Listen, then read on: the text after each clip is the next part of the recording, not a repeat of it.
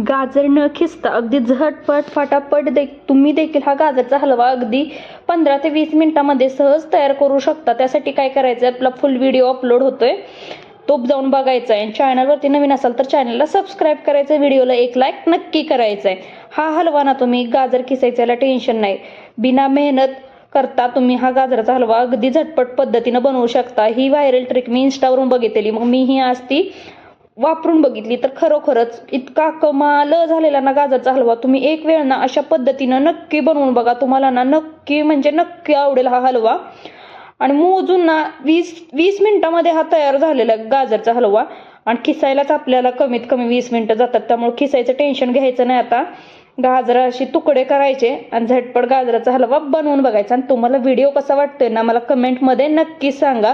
परत भेटायचं आहे आपल्याला अशाच एका नवीन व्हिडिओसह, आणि एक वेळ हो गाजराचा हलवा नक्की बनवायचा आहे आणि खाऊन बघायचा आहे, आणि टेस्ट कशी वाटते ते मला नक्की कमेंटमध्ये सांगायचं आहे।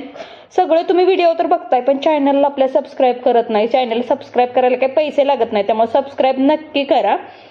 आणि हे बघा अगदी सोप्या पद्धतीनं मी गाजरचा हलवा दाखवला आहे, एक वेळ नक्की बनवा।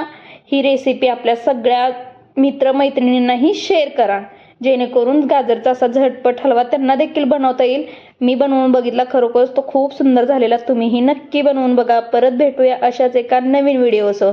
हे आपला गाजरचा हलवा तयार झालेला आहे, चला तर मग टेस्ट करून बघूयात।